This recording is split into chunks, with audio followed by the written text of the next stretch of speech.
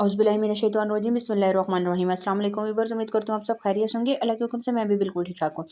आज हम एक और न्यू रेसिपी के साथ आए हैं। आज मैं बनाने लगी हूँ आलू और चिकन का सालन। ये बिल्कुल एक अलग तरीके से बनाऊंगी और आप यकीन करें कि ये इतने मज़े का बनने वाला है और सबको बहुत ज़्यादा पसंद आने वाली है ये डिश। तो इसके लिए रेसिपी आपने एंड तक देखनी है, तो चलिए अपनी रेसिपी स्टार्ट करते हैं। सबसे पहले हम इसके 2 स्टेप होंगे, ठीक है ना? तो आपने बहुत ध्यान से देखना है। हाफ़ कप मैंने ऑयल ले लिया था और उसमें एक अदद दरमियानी साइज़ की प्याज़ डाल दी है। इस प्याज़ को आपने ब्राउन करना है। पहले हम एक स्टेप करेंगे और उसके बाद फिर हम दूसरा स्टेप करेंगे, तो इसके लिए वीडियो आपने बिल्कुल एंड तक देखनी है। जी, तो ये देखिए ब्राउन होना स्टार्ट हो गया था, लेकिन आपने थोड़ा सा इसको डार्क कलर देना है। तो इसका कलर जो है वो बहुत खूबसूरत सा चेंज हो गया था, ये आप देख सकते हैं इस तरह से। और अब मैं इसमें टमाटर शामिल कर दूँगी। तकरीबन 2 अदद टमाटर लिए थे, जिनको मैंने स्लाइस में काट लिया। और टमाटर डालने के बाद आपने अच्छी तरह से इसको मिक्स करना है कि टमाटर सॉफ्ट हो जाए। पानी वगैरह डालने की फ़िलहाल बिल्कुल भी ज़रूरत नहीं है, क्योंकि टमाटर पानी अच्छा खासा छोड़ेंगे। तो टमाटर सॉफ्ट हो रहे हैं तो मैं आपको बता देती हूँ, हमने लिए थे तकरीबन आधा किलो या 4 बड़े वाले साइज़ के आलू। और इसको मतलब इसका छिलका हटा के तो इस तरह दरमियान से कट लगा के सिर्फ 2 पीस आलू के कर दिए। बड़े-बड़े साइज़ के आलू हमें चाहिए इस तरह से, ठीक है। 2 देखिए प्याज़ और टमाटर का जो मसाला था वो अच्छी तरह से सॉफ्ट हो गया था, टमाटर सॉफ्ट हो गया। अब मैं इसमें आलू शामिल कर दूँगी। आलू जो है वो आपने बहुत अच्छे तरीके से वॉश कर लेने हैं, मट्टी वगैरह बिल्कुल भी नहीं लगी। और आपने इस साइज़ में आलू की कटिंग करनी है। अच्छी तरह से आपने इसको मिक्स करना है कि तमाम जो आलू हैं उनके साथ जो मसाला हमने तैयार किया है वो अच्छी तरह से लग जाए। चूल्हे की फ्लेम आपने बिल्कुल नॉर्मल रखनी है। तकरीबन 5 से 7 मिनट के करीब ये देख सकते हैं बहुत अच्छे तरीके से आलू मतलब फ्राई होना स्टार्ट हो गए थे। चूल्हे की फ्लेम को मैंने थोड़ा-सा नॉर्मल कर दिया था और अच्छे बार-बार इसका चम्मच चला के इसको मैं मिक्स करती जा रही थी।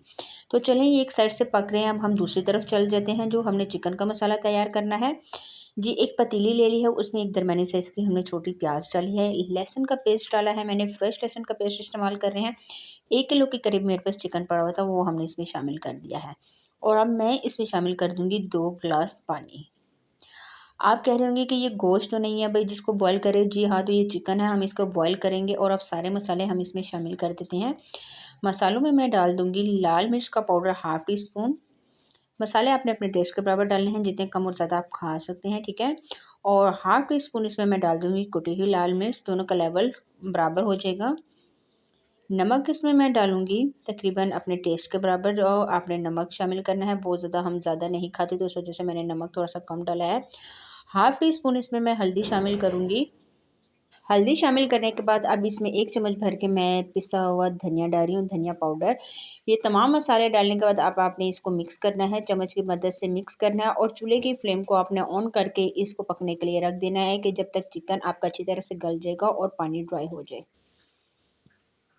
जी, तो तकरीबन 15 मिनट लगे। 15 मिनट बाद कुछ इसके देखें इस तरह से ये दिख रहा था और पानी काफ़ी हद तक ड्राई हो गया था, लेकिन मैं साथ-साथ इसकी पकाई करती जा रही हूँ, ठीक है।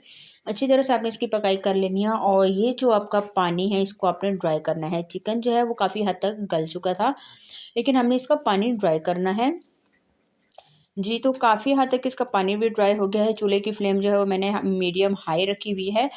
तो अब जो मैंने आलू वाला मसाला बनाया हुआ था वो सारा का सारा हम इस चिकन में शामिल कर देंगे। जी, तो ये इस तरह से आपने इसमें शामिल कर देना है। शामिल करने के बाद आपने चम्मच को अच्छी तरह से हिलाना है और इसकी करनी है भुनाई। ये आप देख सकते हैं मैं अच्छी तरह चम्मच चला रही हूँ और इसकी भुनाई कर रही हूँ। तकरीबन 7 से 8 मिनट लगातार हमने इसकी भुनाई करनी है। जी, तो ये देख सकते हैं बहुत अच्छी तरह से भुनाई हो गई है, सारी चीज़ें तमाम एक दूसरे के साथ मिक्स हो गई थी।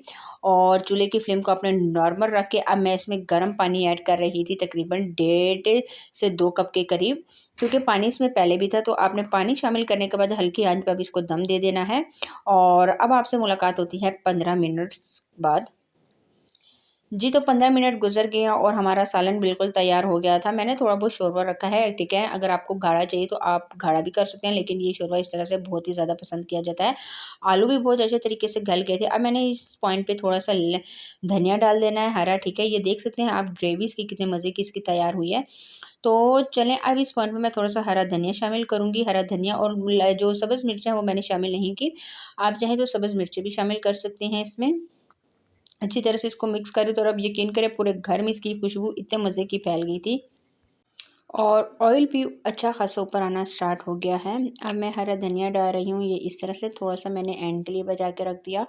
और अब आपने बिल्कुल भी ज़्यादा चम्मच नहीं चलाना वरना चिकन की बोटी वगैरह टूट जाएगी। तो चलिए अब इसको हम प्लेट में सर्व कर लेते हैं। जी, तो ये देखिए ये इसकी फाइनल लुक है, बहुत ही जल्दी से और बहुत आसान और एक अलग तरीके से मैंने आज की ये रेसिपी बनाई है, तो आपने ज़रूर ट्राई करनी है।